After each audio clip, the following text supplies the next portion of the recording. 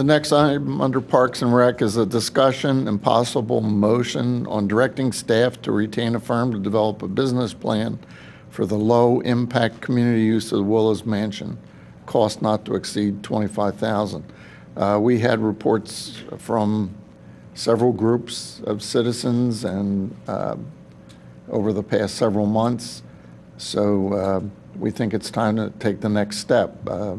This business plan will hopefully lay out for us. I would ask that these folks actually review the tapes rather than trust us telling them what was said, and then give us the plan, the degree of cost to the plan, and the usage and what fees, if any, and recommendations, things of that nature. So I will add to that. I requested that this go on the agenda. And I just want to give a little background and my thoughts behind why this might be an appropriate next step. Last fall, we had several resident groups come and present some differing visions of what should or could happen at the Willows moving forward. We also paid for a contractor to come in and give us a pretty sound understanding of the structure of the building, the shape it's in, and how much it would cost us to renovate it at various different levels of renovation.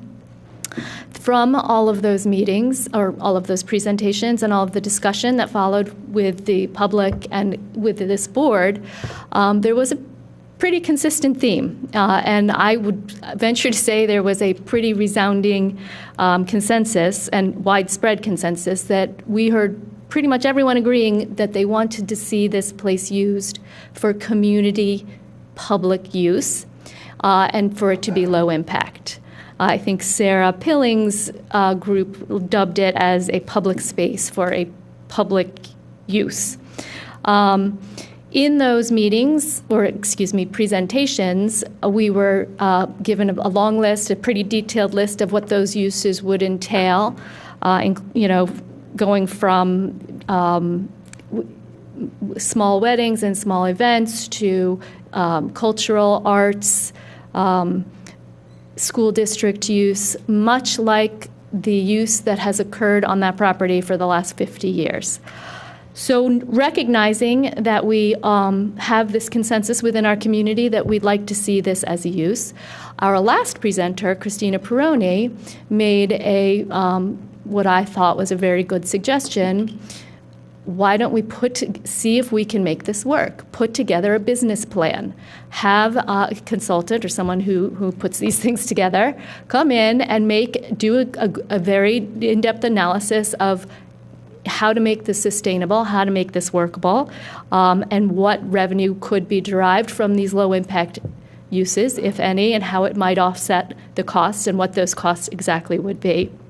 We have a very good idea from the Avison Young report of how much it would cost to bring this place back up to usable status as a community center.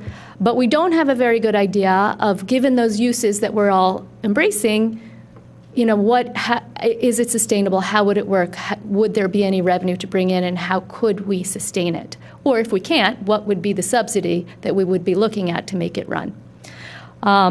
So having heard that idea from Christina and speaking with a few of my colleagues, we decided, well, that might be a good next step, to have a business plan, make that kind of analysis, and then we can make an educated decision as a community if this is the use that we do indeed want to make here, given that it may cost us money, and we'll look at the numbers and see how much it might cost us on an ongoing basis. So that was a long-winded explanation of how this ended up on this agenda.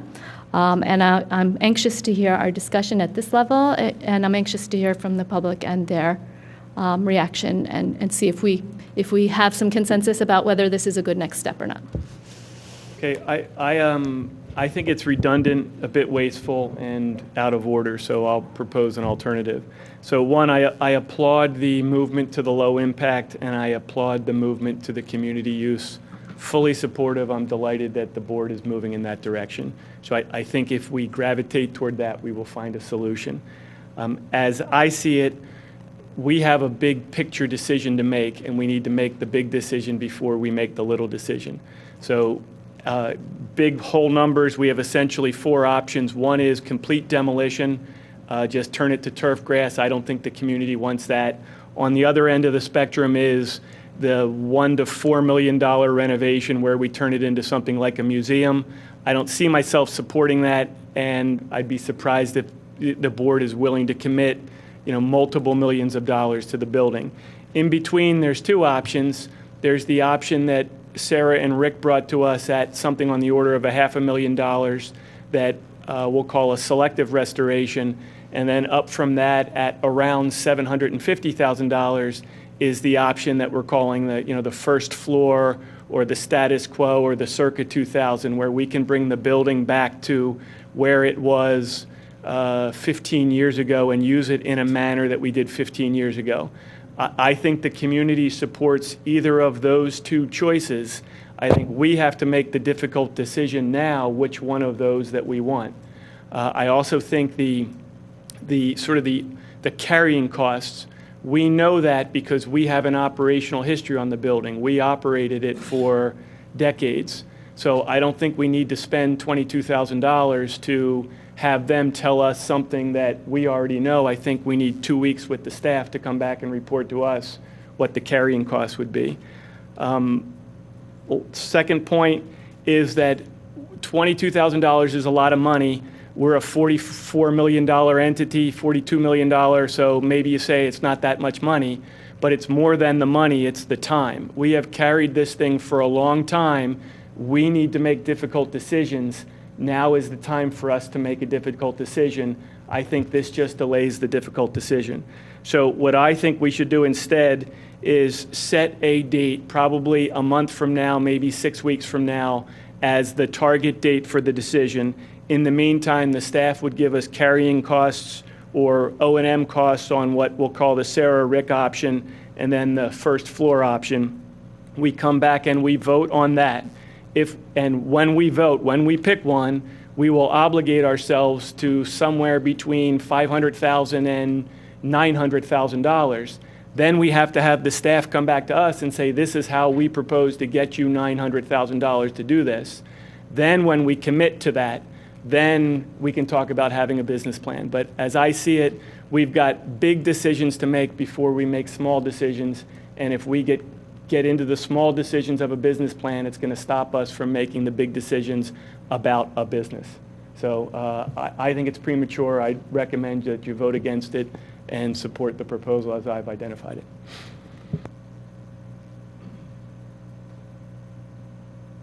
I would just like to react to that. I completely respect that approach, and I agree with just about everything Don just said. We do have a lot of information already. My one hesitancy with that approach is that I do not feel like we know what the carrying costs are and that we have a firm grasp on what revenue and management would look like. And to me, those are vital to know. If we're going to sink a lot of money into this, we got to know how much we're going to continue sinking into this, and we've got to know how much we can expect to bring back to offset. I don't think we can look back at past and get an accurate assessment because we have a lot of things that weren't accounted for. We had 2 people living there. We had a lot of things that weren't accounted for, and the vision going forward, as was put forth by our residents, was quite more active than what we had there before. And secondly, again and again in the public discussion, the model of Appleford kept coming up. And they make it work, and in terms of both management and bringing in revenue. And that is the kind of analysis that I'd like to see put towards that type of, how they make it work, that type of, how could that apply to the Willows? Could that be a model that we use at the Willows successfully? And I think that sort of analysis and that sort of it's a little bit too much to ask of our staff to bring back in a few weeks. Can I express a concern, though? Sure, Then, sure. So, other than the fact that it has the word low impact in it, how do we know that it's low impact? So meaning the concern that I'm most protective about is protecting the park as a park. For years, we had a strong difference of opinion where the board's majority wanted a very intense activity. And I don't know, how do we protect? How do we know that you're not what you're calling low impact, I'm calling high impact, and other neighbors around it are calling high impact? So it isn't like I just accept what you say and we move on. There are some concerns about operating this in a manner that will increase the tempo, that will decrease the capability for us to use it as a park, and increase the capability to use it as a facility that, doesn't suit the park's needs. And I don't have an answer to that. I'm not sure whether that was a question directed to me, but I think this business plan would be requested to suit the uses that our community put forward in those presentations. Right, but we don't. So, what you're saying, that's a great concept, but we don't know that we're not going to get 2 more caterers. And then we're going to be right back at defending against why we shouldn't have a caterer there. So we should be moving from general to particular. Our job is general. We need to make a commitment to a general use of the facility. Then when you all have made a commitment to a general use, then it's easier to go out and get the specifics of a business plan. It just seems devoid of enough particulars to be meaningful when we still haven't made the big conceptual decisions. And I'm suggesting that we have honed in on the uses. And those are the uses that were detailed and put forward in the presentations by the 3 presentations by our residents. And that we have all sort of accepted as, nobody has pushed back and said those are inappropriate uses. The public that came up to spoke were supportive. And that would be my suggestion. Okay, so fair enough then to say that the low impact use that you're envisioning is the circa year 2000 use of the facility. Yeah. Meaning returning it to the way it was in year 2000. Although there were a little bit more smattering of arts and culture in there, according to Sarah, but yes. All right, so is there anybody else who wants to chime in here? Well, there's a little bit of ambivalency here on my part. One of you mentioned that we have had this task or challenge around us for 4 years now, 5 years. And in that period of time, we certainly gathered lots and lots of information. So I'm kind of interested in just getting this over with and making a decision on the use of the Willows. On the other hand, maybe we don't quite have enough information on what we could expect in the way of revenue from strictly a public use concept, and what the cost would be to pull that off.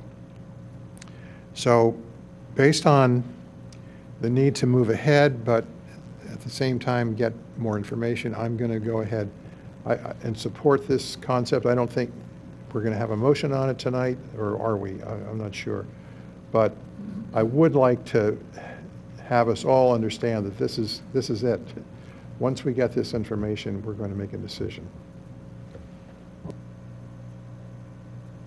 I mean, my understanding was that, for instance, the Sarah Pilling idea would still be on the table, and it sounds like that's going away as envisioned as part of this. Yeah, so I'd like to then amend it that we have the staff prepare, make a cost estimate. So first, you tell me if this is something that you think you're capable of doing. I guess it would be Steve and Bill.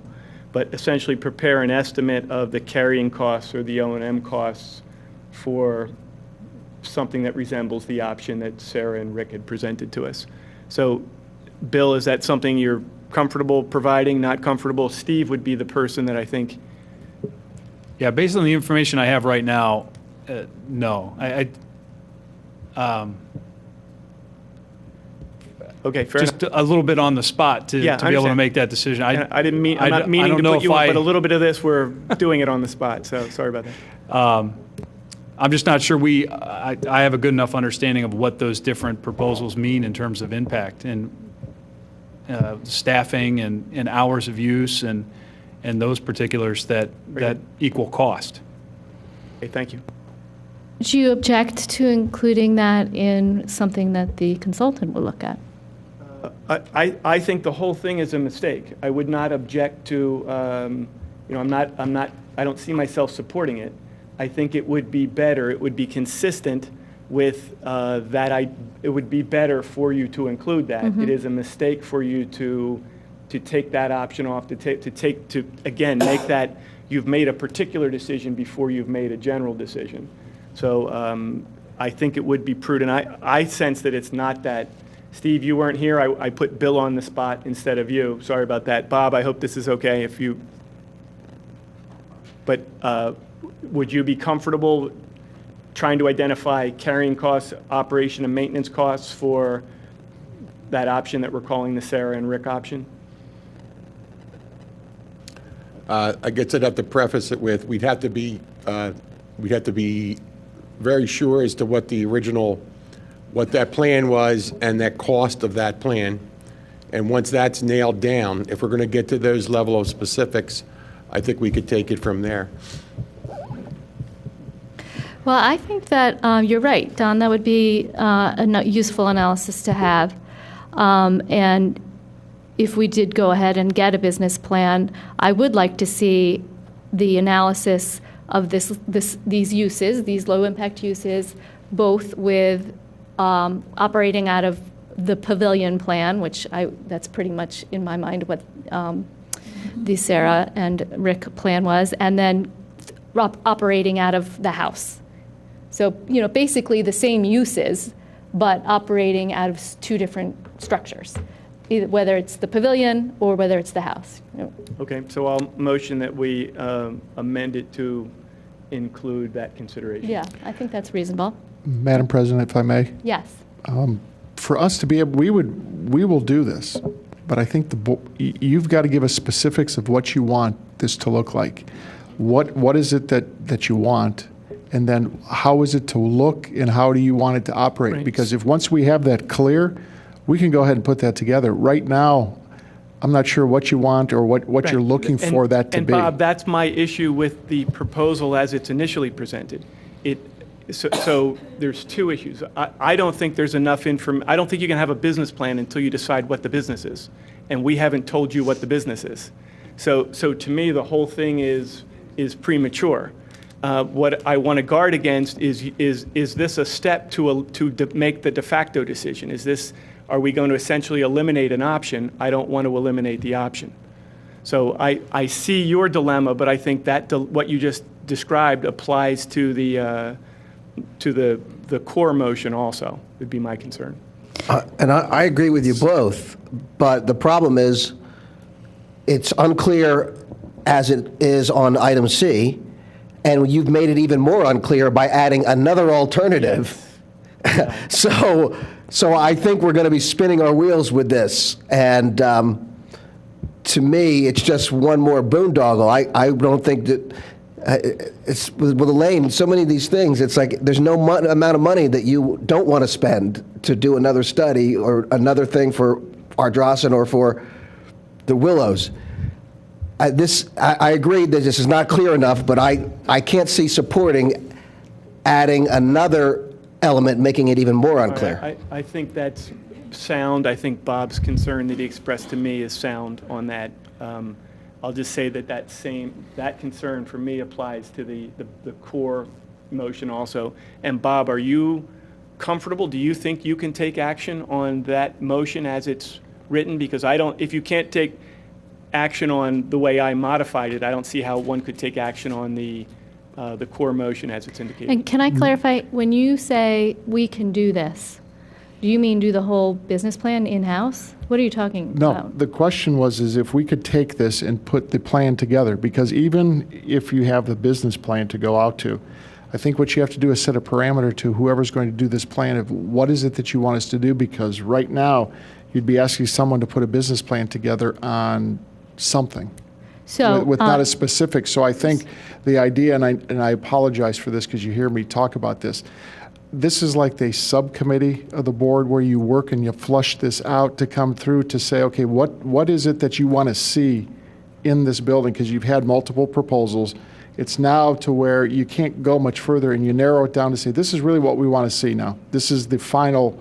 And then at that point, and I think this goes back, and correct me if I'm wrong, then this is where you want to be able to say, and I think we can do this internally, say this, we can put the numbers together for what you specifically want to see done. Is it okay. option A? Is it option B? Is it option C? Right. But I think at this point now, you've got to pick something and say, So run with this. I started this conversation saying that I think we can all recognize and agree that we have reached a consensus on uses, that there is a, we have all consistently approved and agreed on the uses that came out during those public presentations, and they were detailed. And I can go through them right now briefly if you want to recall what they were. They were both organized and individual activities involving art, craft fairs, art classes, cultural activities like book clubs, theaters, opera, music classes, music performances, ethnic fairs, recreation, trailhead, using it as a trailhead for up a park, 5K. This is all in the tape from these meetings or these presentations. 5Ks, yogas, meditation, passive recreation, picnics, games, small events, including small weddings, parties, Radnor Township School District dances, and dinners, movie nights, education, sports, school banquets, adult education, etc. So these were the detailed uses that everyone really supported, nobody objected to. They are very low impact, and they reflect the uses with maybe a little bit more art and culture thrown in that we were using in 2000. To me, that seems pretty clear, those uses. And it was very detailed when presented to us. And I sensed, and perhaps I'm wrong, that most people felt comfortable with those uses, and that if we, that's like, what everyone would like to see move forward. Yeah, so comfortable with the uses. So the key is how much money are we willing to commit to the building? So what the consultant who did the report for us did is divide it into sort of little lumps. And, two of the lumps were on extremes, and I don't think so we are choosing between two lumps. And I think what you have to do, what we all have to do, is make a decision. We are committing this much money to the building to do a renovation that reflects this. And the language will be something that resembles the language in the Avian Young, what's the name of the, Avis and Young? So something to that effect. Then we commit to that, then they have to tell us where we're going to get the money, because you don't just sort of make a $800,000 commitment and then move on. And then once we are comfortable with how the money is happening, then you go out and you refine to them the details of this step so that they can go out and issue an RFP for a business plan if that's what you choose to do. Again, I agree with all that, except that I don't want to commit putting anything into that building until I understand what the use is going to look like going forward, what the sustainability, the revenue, how the management would work going forward. Well, if it's not sustainable, and if we're losing money every year, and it's a ton of money every year, it's going to change my decision on Elaine, what when to you invest. first introduced it to me, my thought was we've got a broad reach of uses, and we'd let the independent person look at them, make sure they agreed with what we found. But more important, okay, we agreed to put $500,000 into the building. So what if this program that we come up with, this use, is a rat hole and it just costs us money? We stopped using it as the banquet facility because it was costing us money, and we didn't want to do that. They can lay out for us what the cost would be, how much you might have to have a fee schedule for this building for use. and, what those fees would have to look at. If you were going to use it for rentals like we used to, how many of those do you need to have a year? I just see some merit in getting that information before I even think about upgrading the building. It's a significant investment, no matter what, whether it's 500 or 700 or $1 million. It's a significant investment, and I don't think it would be wise for us to commit to it without understanding what it's for and how it's going to play out. And that's why I thought it was an excellent suggestion from our resident to get a business plan that can help us do that analysis and make an informed decision. Again, the issue for me is that those uses lent themselves to various configurations, including the selective demolition alternative. So it's not the uses that are going to drive a business plan, but the uses in connection with the configuration of the facility. And that's why Don's point of not excluding that alternative configuration is important, because those uses do not apply solely to a first floor renovation. And those uses also applied to the $4 million option, and I don't think there's a mood for that option. So I think it's premature. I'm accepting Rich and Bob's point that that part that I was thinking about adding would not make it better. It would just take a premature idea and make it worse rather than better. But to me, regroup, make the general decision, and then move on to the particulars once you've made the general decision. And the general that we have before us is the cost associated with the configuration of the building. Yes, that's the way I see it, as demarcated by Avis and Young. Is there anybody else on this board? The problem is that we did go ahead and get this report from professionals as to what the costs were, and that was very important information to have, because it was solid, it was well respected, and it guided us to, as Don said, to know we had 4 buckets, and we had 2 extremes that we weren't interested in, and we had 2 in the middle that we possibly would. To go ahead and choose between any one of those 2, I think we have another hole of information, which is what is the cost of managing that? What is the cost of running that? Not just the building itself, but also the running of it, and that portion of it, as well as any revenues or fees that may be associated that would be part of it. The one thing I like about what Don just said too is I didn't see this as either this was being done for the building, not at the expense of the demolition or the what do you call it, the pavilion idea, but those uses could be applied for both. And you could see how that would be run. Neither are going to be in a vacuum. They'd all have to have some costs and possibly some fees in order to do that. So I am with Elaine in the sense that I would be reluctant to decide on which of the 2 pieces I would want in the absence of knowing what's it going to cost us to run it, and what are the possible revenues, as small or large as they may be, that you may get for it. If that made sense, if it was sustainable, then for one and not the other, then that would tilt one way or the other which way we're going it. If it was equal, then it would be an equal decision. But I think this is as much as important a decision to have in terms of information as it was to have how much it was going to cost to do either one of them. I don't know if $25,000 can be reduced if money's an issue. I'm not worried about the time. I mean, we're not going to get this done in 6 weeks any earlier, one way or the other. I think Bob, has already stated many times that he doesn't have the staff to run this. So we're really talking about what extra staff would you do? How would you do it under any configuration? And I think that the staff would be utilized to provide base information, but let them come up with some configurations, and not just one idea. Let them give a range of things, just as Avis and Young did. Say, here's how you could do this. These are a little bit too more intensive, and it's going to cost you more. And I'm very comfortable with having them look at all the presentations that got made, so they have a clear understanding, as we did, about what low impact means. And I have no problem with them understanding what low impact means. And if it means, if they came up with a higher impact than what we intended, I think we call them back at that point, or along the way. But I think that they would certainly get the intention of what we meant by low impact on that. Is there a suggestion I could possibly make on this? Is the board have a number that they're willing to say we will not invest more than $1 million into the building?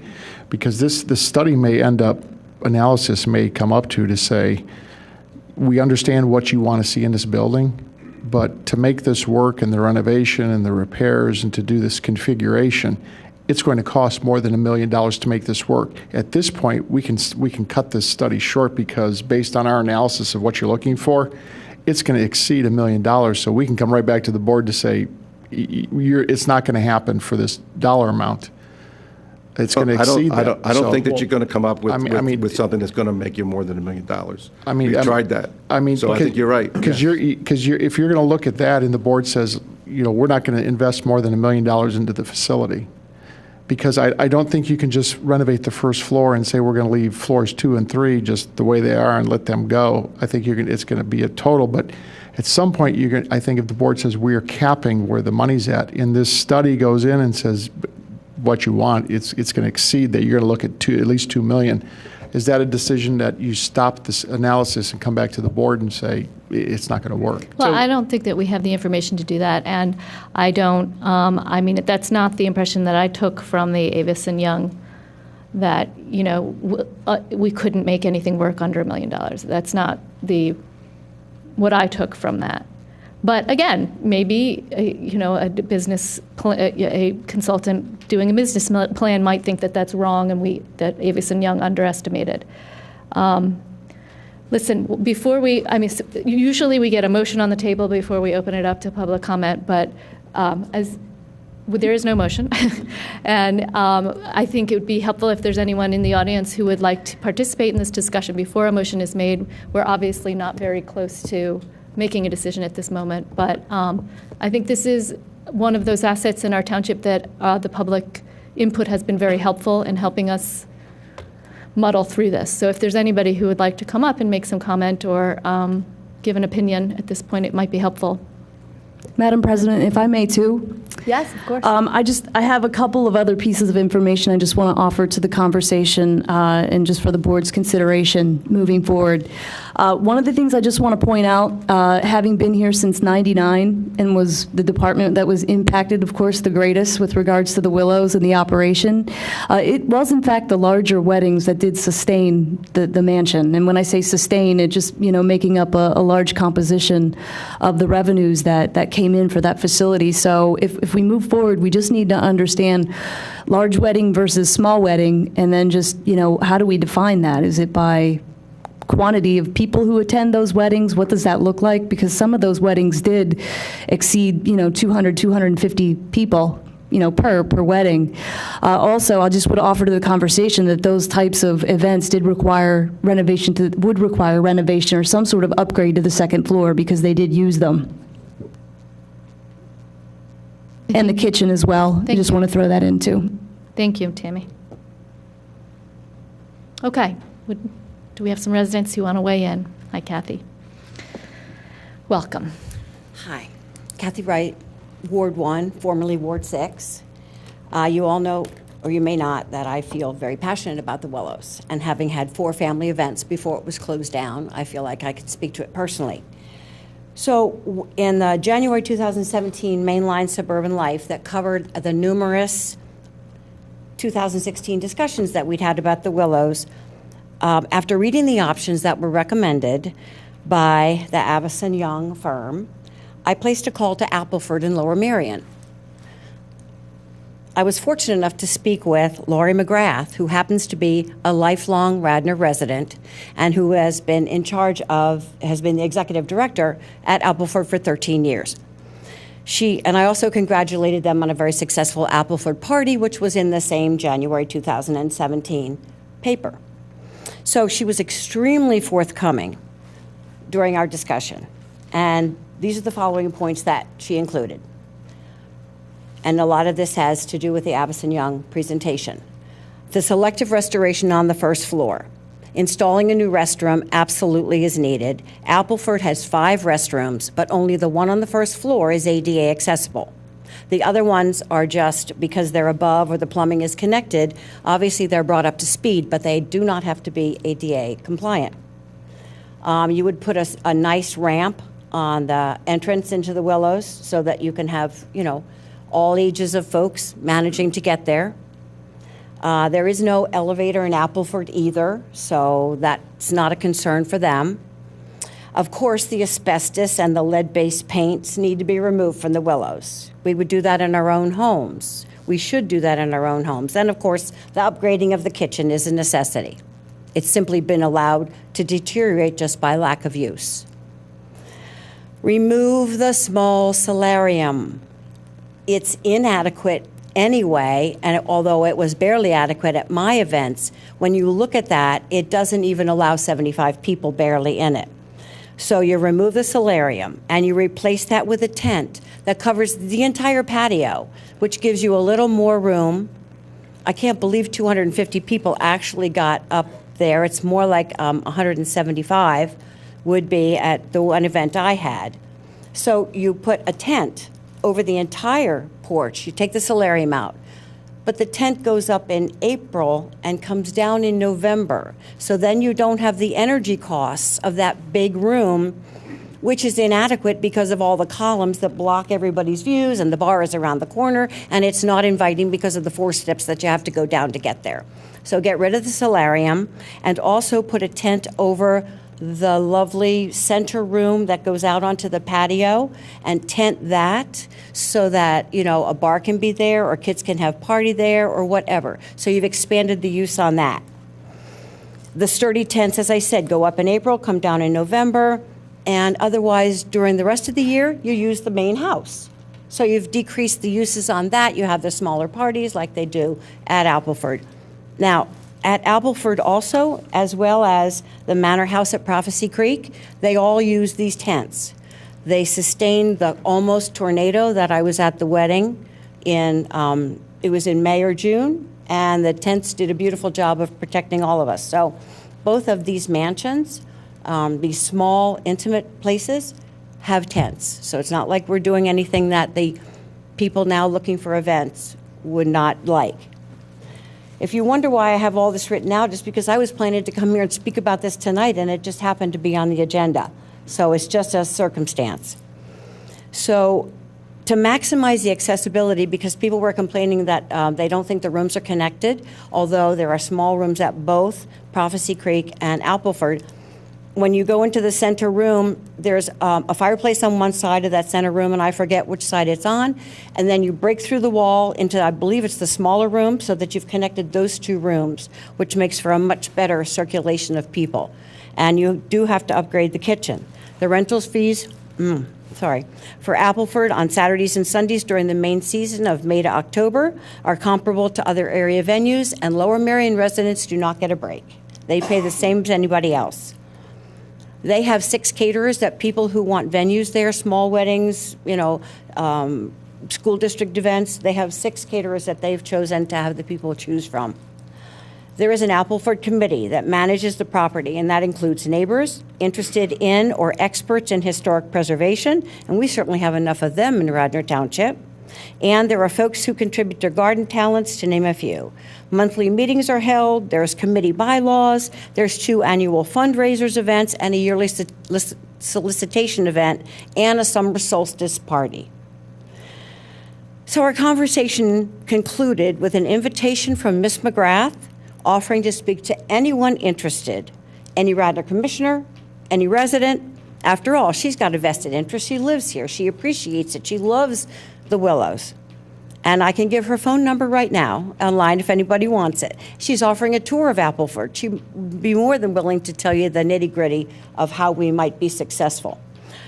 There are ways, though, to decrease that initial cost. Kathy, it's been 5 minutes, so I'm just going to ask you to wrap up. I'm done. It's all good. Thank you. That's really great information. Thank you.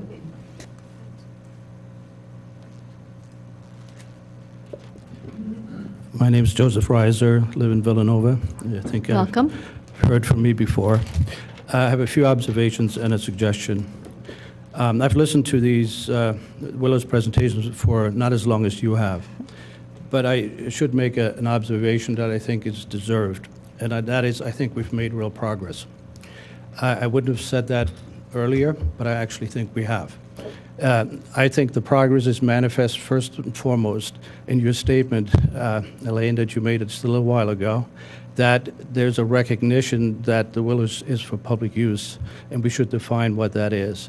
I think there's been a lot of discussion on this, and I applaud the board here for recognizing this and making that statement. I think that's real progress in my mind. The second issue is you've rethought what should be done with the Willows, and you spent some money doing that. I think my sense is you have all of the answers in front of you. You just don't know exactly how to deploy them or how they're manifest. And therein, I understand your point about a business plan, and I think it makes good sense. The question, as Mr. Curley said, is the question of when do you deploy a business plan. And I suspect he's probably right that it may be a little bit out of sequence. And the reason for that, I think, has been in the discussion that Bob also just made. And, you know, I've looked at probably countless of business plans in my business. But what I'm missing in all of this is some guidance by the board on what you're truly willing to put in the budget.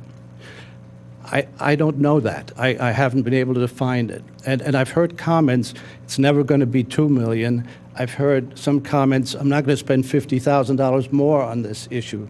I think you have to come up with some orientation or recognition, what you think is at least a range of budget. It doesn't have to be exact. But without that, you're not giving enough guidance at this point on how to address the range of options that you now identified, which I think is the spectrum of options. They truly are from one end to the other. And I think you're isolating, I think, the right ones, as you state. Your low-impact use concept, I think, is a good one in general terms. But Bob just said, I don't know what to do in a way unless I have some guidance of what budget is likely going to be supported with this analysis. And the worst thing is that you don't give that guidance, you go back into another phase of analysis, and then you're spinning your wheels again because the analysis may show you this end of the spectrum or that end of the spectrum, and then you come back here and it says, well, we're never going to expend that kind of money. That would be the worst outcome because I think you're spinning your wheels again. So I would encourage the board, however, and it's not easy, I'm not suggesting it's easy, but you need to give some guidance as to what likely the budget could be, so that from that point forward, and I would encourage you, we need to go forward at this point, not to go back in any way, then I think you can probably come up with the answer pretty quickly. Then you put your business plan in place and you're done, essentially. I think it's that sequence that, at least from my point of view, that I'm looking for in trying to understand this, recognizing fully that we have made real progress, and I really, really applaud the efforts that I sense here and I've heard here to try to come to a conclusion. But try to come up with a number or a range of number, and then I'm sure we can find the answer. And it might be one or two or three options within that range, but you'll have the answer. That's at least my belief. Thank you. Anybody else?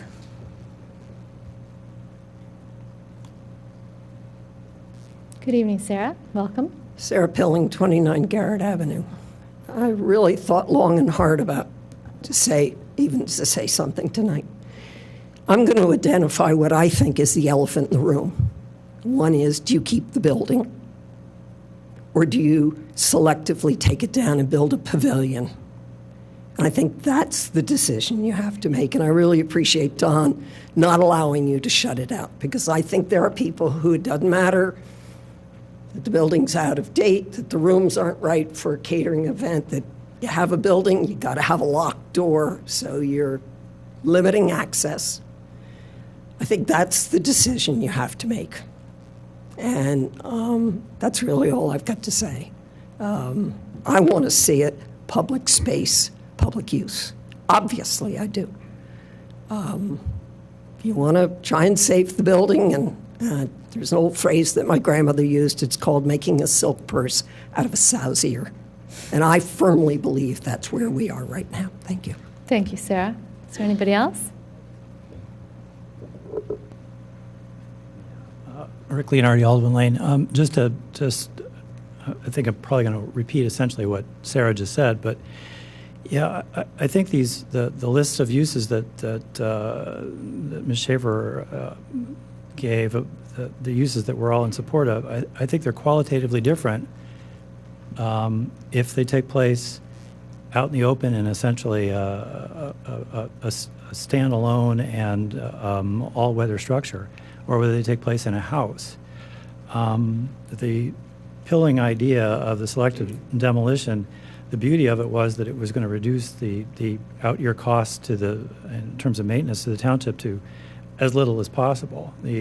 Whatever function, whatever activity takes place in that space, the cost would be borne by the user. The township wouldn't be on the hook for very much at all. That was the beauty of the plan. If you go the other route, yeah, you could do Appleford, but and the presentation makes Appleford seem very attractive. And I'm given to understand this McGrath person is a wonderful woman, but she's also paid staff. You guys have already committed to not wanting paid staff, so that's not a direction you want to go in, I don't think. If you have $25,000 burning a hole in your pocket, what I would recommend you do with it instead is actually hire an architect to design, or at least give you a decent sketch of this selective demolition, this all-weather garden environment that's united with the park, that serves as a trailhead, that could serve as an outdoor venue for weddings, that could host outdoor yoga, that could host outdoor art classes. Let's see what that looks like. And at this point, you're relying on two crappy drawings that I did, and Don's work as well. I think, as I say, if you got $25,000, give it to somebody, get a decent plan. Then you can determine what the uses for that structure would be. Thanks. Thank you, Rick. Is there anybody else who'd like to add their opinion?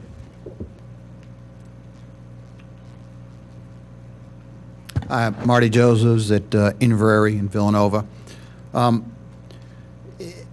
If you came to me as a consultant and you said to me, I want you to do a business plan, I would say, great, what's the business? So to me, the issue is here, if we do this, we have to tell the consultant, as Don said, what business do we want the consultant to evaluate? And if we don't have a business, then I think what we're talking about here is a feasibility study. And to me, there's two different things. I think we've done a lot of feasibility and come up with some pretty solid options. We've spent the last year doing that. So I think we just need to be clear that when you spend $25,000, a consultant's going to say to you, tell me what business you want me to evaluate, and I will be happy to do that. Without that, it's really a feasibility study, and you've got a lot of options. And I think that takes us back spinning our wheels. Thank you. Anybody else?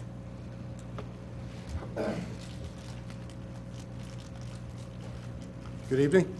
My name is Richard Anthony, Inverary. Hi. I've been a consultant for over 35 years. And one of the things I learned is you can have a bad client. Based on the conversation I've heard tonight, you would be a bad client. Because what you're saying, in effect, to a consultant is, we'd like you to do this job for us. We're not quite sure what we want, but we'll know it when we see it. You know how much money you can waste in search of knowing it when you see it? And that's what you're proposing to do. Spend another $25,000 on top of the $7,500, on top of all the other money you've spent over the past 6-7 years.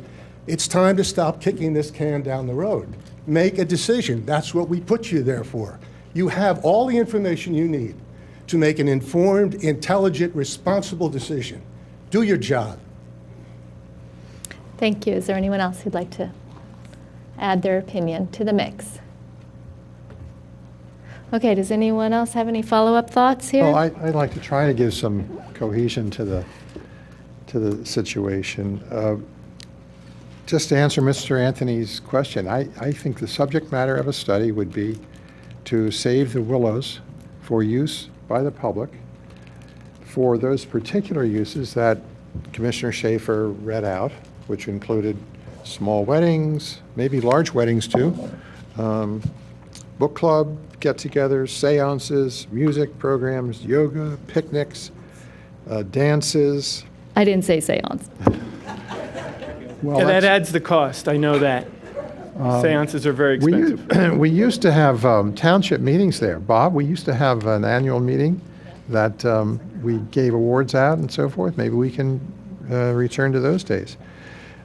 So that's what I see the use of, the task for the consultant to be, Mr. Anthony. And secondly, I have a motion to move us off dead center where we are right now, and at the proper time, I'll read Elaine that asked out. for follow-up, so if it's okay, I'd like to provide my follow-up. So one thought is, Phil, earlier you said you're not troubled by the time. I'm troubled by the time, because you and I probably in August made a good faith determination that we thought we were going to make a decision in November.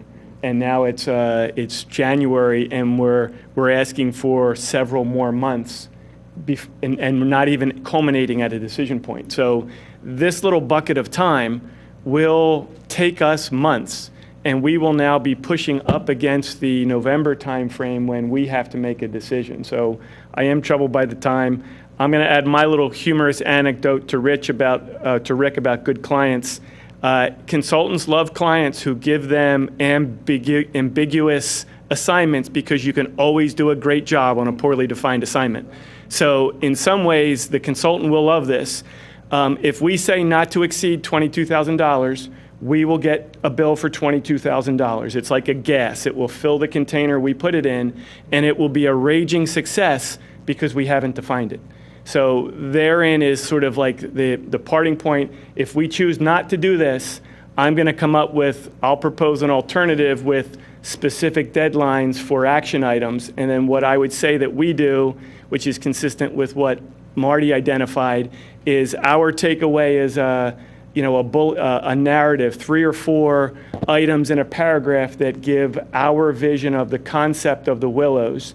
And then once we do that, then it's going to, the details will fall into place easily rather than being sort of pressed onto the surface of it. I mean, and I think Sarah and Rick and hit the nail on the head. I mean, are we comfortable? We have 2 options. One is a little bit of a drastic option, but nonetheless, it's an option. Are we comfortable with it or not? I think I'm hearing that we're not, but I mean, isn't that the question? I think we're dancing around. I think it's very simple. The question is, do we want to reserve, remain, and to replace the first floor and use that for these various uses, or do we want to have a different configuration, which would have virtually the same uses but 3-season type of a situation? So I suggest that if you want to vote on something, you vote on preserving the 1 floor, and then from there you might be able to identify a business use that goes with it. But until this board decides on which configuration, either a $4 million restoration, a selective demolition, or a 1-floor restoration, until we isolate what we plan to do, which goes to Bob's budget issue, I don't think this is ripe.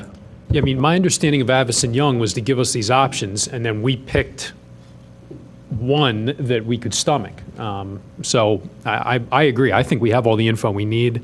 I know what I'd like to do, but again, I think we need to pick one, give this consultant direction, and then we can go from there. And the vote's going to be what it is. And if the votes are to keep it and preserve the first floor, fine. But I think we need to make that decision. It's not an easy one. So I understand, seeing it sort of as this decision before that decision. However, from my standpoint, I, for 5 years, have advocated, and I've given a speech at least 5 times over the last 5 years about the value of that building and keeping that building. So I would like to keep the building and do whatever we can to try and find a way to make that work. However, I understand that we all want a low-impact use there.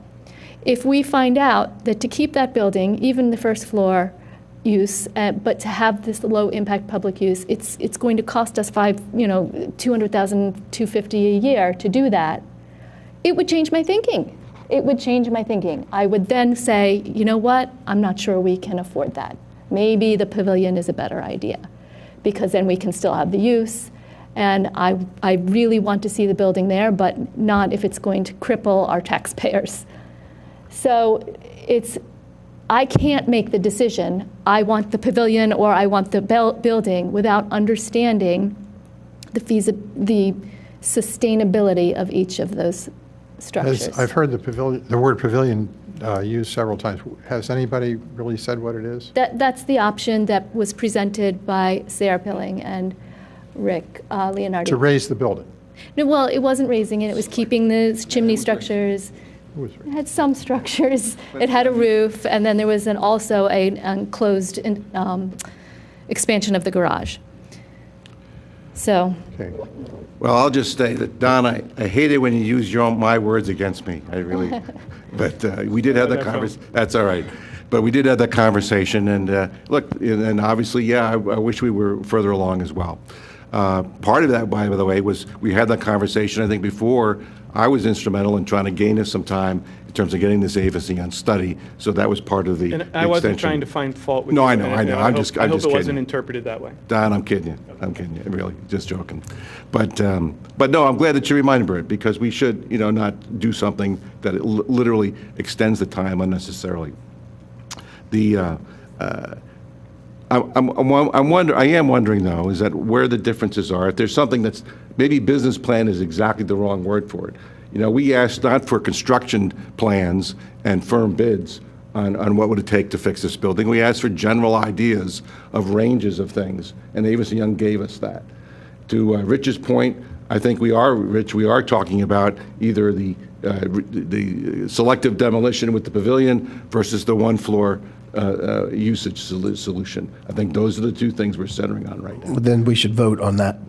Well, at the same time, I think we're throwing around uses as if they're equivalent on both, and I don't think they are. I don't think you're talking about weddings if you're having a pavilion. I don't think you're talking about certain uses if you have things going on. It depends on where it is. I think if we could use the benefit of professional people who know what these things are like to do, whether it's a feasibility study or in terms of revenues instead of the construction side, in terms of the usage side instead, to say, hey, look at what is used if you have a structure and what is if you just have a tent or a pavilion. Because all the uses are not going to be the same. And here, these fall in this bucket, here, these fall in these, so we know exactly what uses we're getting in that. We don't know that right now. You have a laundry list of ideas, they're all great. I don't think they're equally provided for in each of the solutions. We should at least take time to do that. Okay, did you say you wanted to put forth a motion, Commissioner Yes, Higgins? I would like to, with one short preface, and that is that we have been told that the reason we're in this position is that the Willows became outmoded and obsolete, that we could no longer compete with other venues for the high-level, expensive weddings.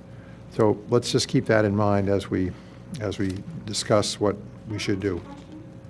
So, Can you come up to the mic so that the people at home can hear you and introduce yourself, please? Eileen Vaughn, Inverary. How long ago was it you decided? I moved in 2007. Decided what? That the Willows you could not continue to use it as a income producing. About six years ago, we closed it. 6 years ago. 6? Yeah. What has been sustaining it since that time? Well, we had. Your tax dollars. Our tax dollars, since 2006? Yeah. I can understand your reluctance to take a stand. Can you speak in the mic, please? I can understand your reluctance to take a stand because not everything is known. But I think in 9 years, if I'm doing the math right, 2006 you stopped, and since taxpayers have been paying for the upkeep, for cutting the grass, et cetera, Well, the park is kept up no matter what. This is just the building we're the talking building about. itself. Yes. My point being that it seems to me, whether the answer is very clear to you, you do have a responsibility to the community to make a decision. And to say, I don't have enough facts, I'm sorry. You got to make a decision, and you're elected to do that. You may have difference of opinion amongst yourself, but, I mean, this thing could go on forever. And it certainly seems as though that's the direction you're headed. Well, to be fair, we did make a decision. We went down a road with that decision for about 2 years, 2+ years, and it didn't, in the end, the person that we had contracted with did not find the financing for that decision. So we had to go back to square one, which is unfortunate. We all wish it didn't happen, but we're now making the decision the second time around. But who amongst you can say that 3 years from now, we're not going to be back here and you're still That saying is the what same we are thing? trying hard to do. I think you've got to do more than try. Okay. It's just my Thank you. comment as a taxpayer. Thank you. Okay, did you want to go ahead and make your motion, Jim? Yes, I would like to move that this Board of Commissioners authorize our staff to issue an RFP to a consultant to produce a business plan to save the Willows for use by the community for public purposes, including those that Commissioner Schaefer read out a few moments ago. That the plan shall include the costs of operating and maintaining the facility under varied scenarios, varied uses. That it include that the plan may include architectural changes to make the Willows suitable for those uses. That raising of the building is not to be recommended. And that preservation of all 3 floors be striven for, although not necessarily must we find conclusions that require all 3 floors be used, and that the rehabilitation costs will not exceed $1 million. That's my motion. May I ask before you close your motion to clarify, if you would consider clarifying the language of towards the uses, instead of saying what I listed, referring to the 2 commissioners' meetings on 10/24 and 11/14, in which the uses were presented to us by our residents. That would be a more precise way of doing it, so I will amend my motion to refer to the meetings of the Board of Commissioners of October 24th and November 14th, 2016, in which were specified suggested or proposed uses. And then secondly, would you consider adding, striking the language about not including an analysis of the pavilion option or raising the building? I do think it might be helpful and get more support if we include that analysis with the whole building or a pavilion structure. So that one of the options might be that we would lose the building? Yeah. Mm-hmm. I don't think I'm ready to do that. Okay, no problem. All right, I have some requests, Jim. Is there any reason why you would object to including the language that the users would be primarily and predominantly public? I'm attempting to define this in the way Elaine wanted it defined her way. I wanted it defined in the way that I think is most protective. That the users be primarily and predominantly the public, and the uses be primarily and predominantly park and recreation. Been down the road before with your use of the words predominantly and primarily, and I don't know the difference between the 2 of them. Okay, I don't know, Phil, John Nagel, Elaine, do you object to including that? And I'll take perhaps one of the words, but where does that leave us with regard to? And then I would stop right after public uses. I wouldn't go into the parks and rec. Because if the school district wants to use it for a yearbook signing, that's not Parks and Rec. Well, I would call that, I've made that point clear So numerous therefore, times. The school we have district using it for a yearbook signing is recreation. And again, So I have no objection to that. What the 2 of us have identified right here is those words mean different things to different people. And Don, is a small wedding, is that public use or no? Yes, a small wedding is a public use. Okay. A $12,000 a day event for 3 days is not a public use. So what I'm trying to guard against is this a de facto, we're taking it back to somebody's going to invest a whole bunch of money in it and we have to give over the facility. So, okay. I do. No, I can go along with primarily public users. Is that the point, users? Well, it's part of the point. It's not exclusively the point, but it's part of it for me. I mean, I want the users to be primarily and predominantly public. I want the uses to be primarily and predominantly park and recreation. And, Well, that's what I've wanted from the beginning. There's been no change from that. I'm a broken record on that. Nothing has changed for me. I don't particularly like the restriction in park and recreation for the reasons John said, and there are probably other examples where people would be members of the public, and it would be a public use, but not be park and recreation. And if you take away both of those words, primarily and predominantly, maybe I'd be okay. I don't think we need both, because if we ever get into a dispute as to what those mean, we're going to spend a lot of time. Add the sentence that you would add to. I have a question. Don, for public use, you're saying that large weddings are not public use then? No, I'm not trying to define what that threshold. I'm saying for me, at the logic of the caterer proposal was that the caterer is a public use because every one of us is free to spend $12,000 a day at this great facility. And to me, that failed the logic test of being public.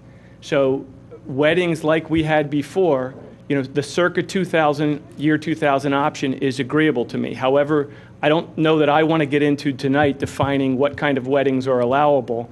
I can just say if we have to charge so much money that the caterer has to charge $12,000 a day, then that's going to be off limits. That's not public, because the kind of wedding I want is a little more informal, or the kind of wedding I envision for it is something that the local person is more inclined to use, not the somebody comes from out of town and spends $35,000 on a weekend. Okay, I'm going to try and move us along here. Can you add whatever language you're comfortable with to your motion, and then we'll see if we get a second. I'll pick up where Don, this would be the number 6, I think, that the uses be primarily public and the users be primarily members of the public.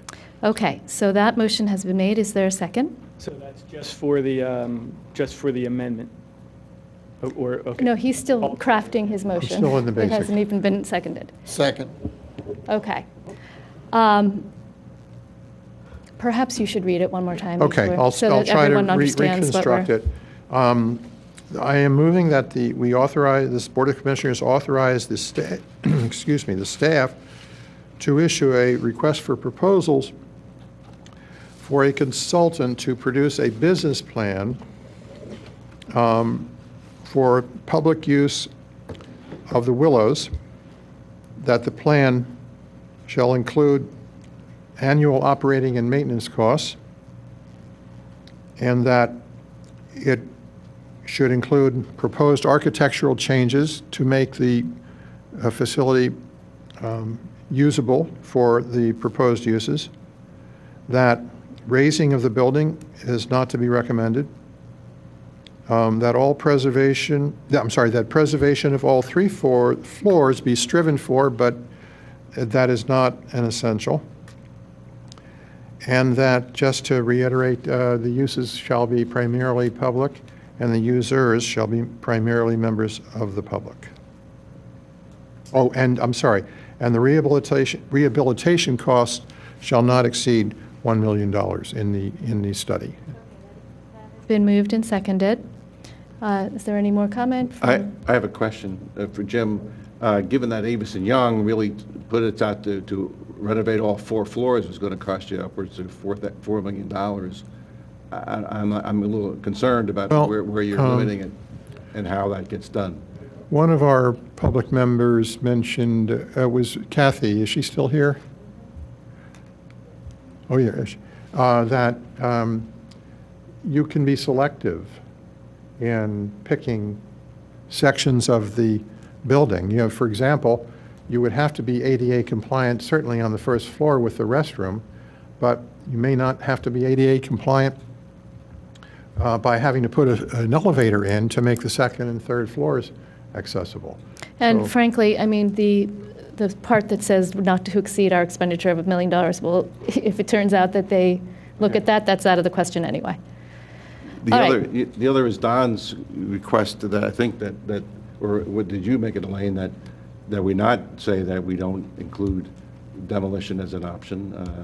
Why wouldn't we want them to take a look and see what a pavilion would produce and the cost of running that at the same time? Because I'm not going to be the author of the death knell of the Willows, nor will I vote for a concept that includes the death knell of the Well, Willows. we're just getting numbers on it. Well, and honestly, I mean, from my standpoint, this is my preferred, this is what I would like to see happen. If it doesn't work, then, if the numbers come back unworkable, then we're at Plan B, which to me is the pavilion. So unfortunately, it does seem to me that you're essentially backing into the important decision tonight.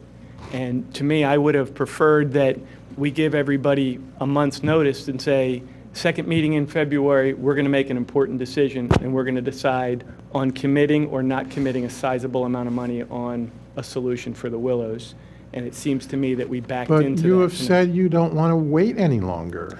You Well, think and we're we've not waited committing long any- enough, and we're the not lady- committing the any lady- money tonight. The lady in the second row says we've been dragging our feet long enough. This sets us back months, because it'll take them 2 months to figure out what you mean when you say you want to renovate all 3 floors, but you're not insuring it, or you're not guaranteeing it. That alone will set them back a month. Well, they'll have to be creative, and Okay. I'll be there with I them just to don't try to share- help I them don't be share creative. your enthusiasm that this, I think this has set us back on time. It's gotten us further away from making a tough decision in a transparent manner, and that part of it disappoints me a bit. I respect that, but I totally disagree with it. I believe that we can move forward with this, under this motion. We will get an answer for under $1 million. It may not be workable. It may be workable, but we need to move forward. At this We don't have any money in the budget. That $1 million is not in the budget. We don't have that budgeted. So there is not $1 million to spend on this if you decide that it is worth it. There's not. This would be part of our There's also one budgeting gentleman that discussion. wants to speak over here. I'd Right, like we'll to- take public comment before we pass the motion. Is there any more commissioner comment or staff comment on this motion? All right, is there any public comment?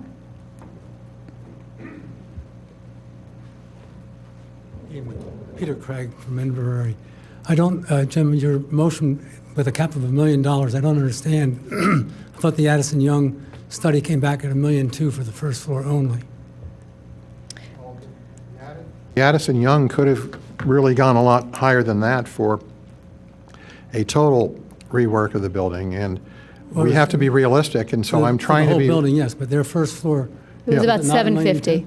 The first floor renovation was about $750,000. Motion $750,000. capping at $1 million. Well, I have to be realistic. I have to get 3 other votes. I can't just go pie in the sky on Peter, dollars. to just clarify, the first floor renovation in the Addison Young was about $750,000.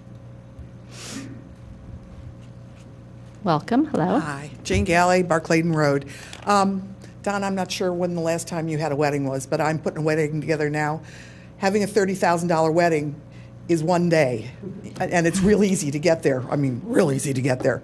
And so, if the Willows were a tent situation as was proposed, we would have loved to have gone to the Willows and spent $30,000 to have our wedding there, but we can't because it's not there and it's not available. Because the way the Willows is now for weddings, young people don't want it that they want one big room where they can see everybody and they all can talk. So, yeah, we need, welcome to the 90s, Mr. Banks, hello, because it's not that cheap anymore. And so I would propose, I wouldn't mind either one, having a tent with the pavilion or a tent with the building intact. I'm not as involved, as in love with that building. It's pretty, but it's not great. But anyway, that's just my comment. Thank you. Thank you, Jane.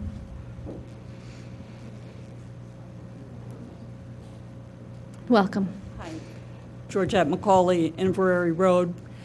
I just have one comment about the motion itself, and if the motion is going to move forward, I'm concerned about the loss of the language that was referenced earlier in the meeting about low impact, and about the principle that the property, the total property, still should remain predominantly a park. And to me, the low impact addresses that. So I'm concerned about the loss of that language. Okay. None of us object to that term, so Right. we'll let's make sure we get that term back into the motion.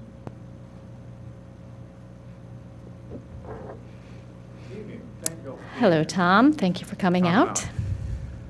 There's a couple things that I'm kind of missing, and one of them is that the alternative that you're suggesting and thinking about is reversible. And the second alternative that you're thinking about, the pavilion, is irreversible in the most part. So if you're choosing between having the Coliseum or the Parthenon as a pavilion, it's really hard to reconstruct the Parthenon once you tear it down. So if you tear down the Willows and do the pavilion option without checking out whether that's a viable business plan with the building in that condition, and decide to just tear it down, then you'll never know whether that was a viable plan or not unless you come up with a business plan with that model. You can come up with two business plans. You're saying one. One would be a pavilion business model, give them that, and let them spend $10,000, and let them spend $10,000 on the pavilion, the non-pavilion model. First floor renovation, second floor 2 rooms that are rewired. However you construct it, or they construct it, or I haven't seen the study, but whatever that study consists of. Second thing that I'm missing is what happens to the building that we spent 3 years renovating as the Conservancy down below? I haven't heard any mention of that building whatsoever, and how that could... The cottage? The cottage. How that cottage can be folded into this plan for a multi-building, multi-use pavilion recreation center. So those are the two things, or 3 things that I have observed. Thank you, Tom. I think Anybody the else? cottage is a key example of what happened in the past, where we did spend money and did set that up for use and for it to be utilized as a space for the township, and it hasn't worked. It hasn't been used, and it needs more money. So Bob has spent a lot of time talking about that in the past. So it's really an example of what could happen if we put $1 million into the Willows as well. Okay, we have one more comment. Hello, Mark. Welcome.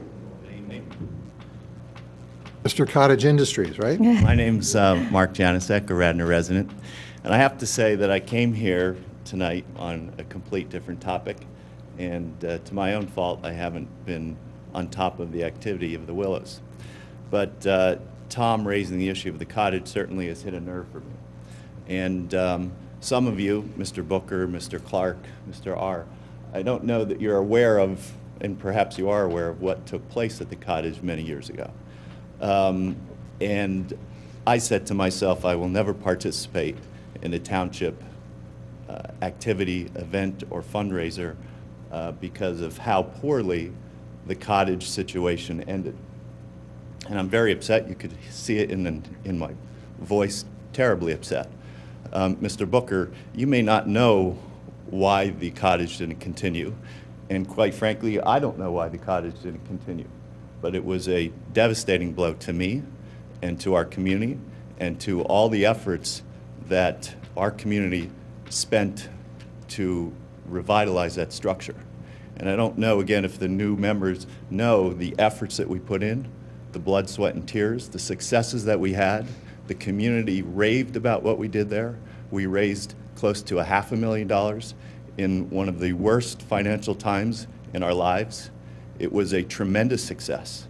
And I don't know to this day why that did not continue. I don't think we had the support of management at the time. I don't think we had full support of this board. I know that our management was in transition. But to this day, I'm dumbfounded.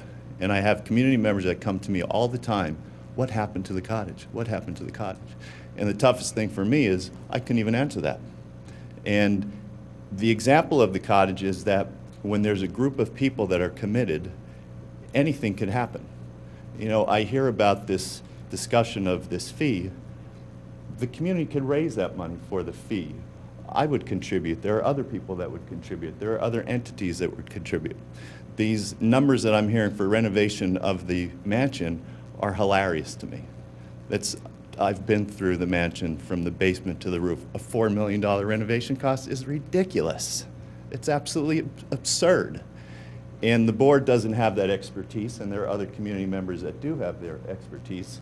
But I think that this should be looked at in a much more open eye, and perhaps I should look at this proposal because I'm not aware of it at all. And I think that there should be more discussion. I apologize to the board, to the management, to the community that I'm stepping in last minute here. But Mark, there really hasn't been much before this. We've had long gaps of inaction, so you haven't missed much. And I would request that perhaps those that were on the board, Jim, John, I think Donald, you were on when this took place, maybe not through the full extent of time, but Mr. R. and Mr. Clark and Mr. Booker, what we did was just amazing at the cottage. And the thought that the mansion would be torn down is ridiculous. I mean, what took place in 2009 was a movement to save the cottage. And the idea of that the mansion was going to be torn down was never even an idea. We had tremendous plans that used both structures.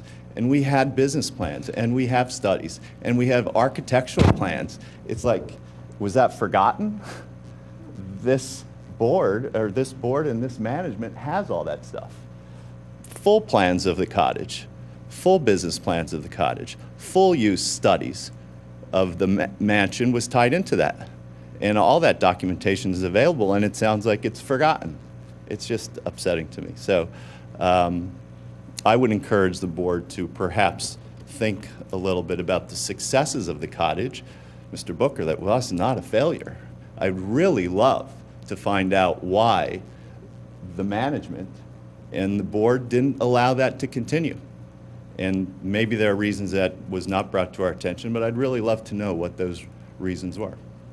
And I think if we use that as an example and an experience, that would be great experience to formulate what you can or can't do with the mansion. Well, thank you for your comments, and I hope that you do participate, and it would be great to have you back and have your input on this with your level of expertise and passion. All right, so is there anybody else who would like to comment? There's a motion and a second on the floor. However, do you want to amend it to put the low impact? There's unanimous consent for that, right? There is. No one objects to that. So can we say there's unanimous consent to include the word? I don't know what you mean by that. Well, you know something, Jim, when I had asked you to limit it to put the parameter of the uses to the 1024 and 1114 meeting uses, those were low impact uses. All right, then that speaks for itself. I think a 300-person wedding is hardly low impact at all, right? That's not. I mean, low impact for the constituents, for the residents, is they don't want a lot of traffic coming in and out of that location.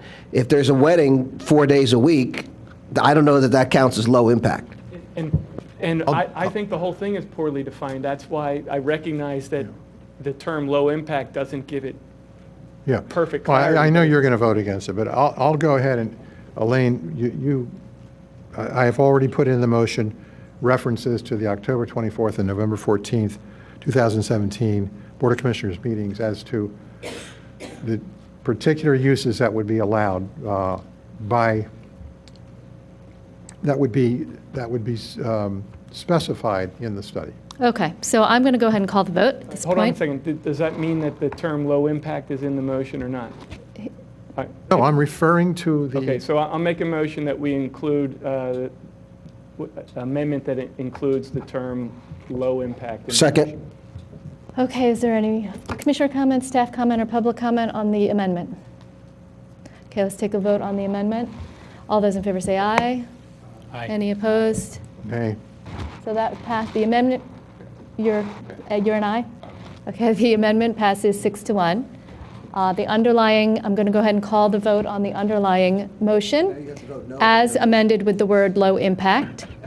And all those in favor say aye. Aye. Any opposed? Nay. Nay.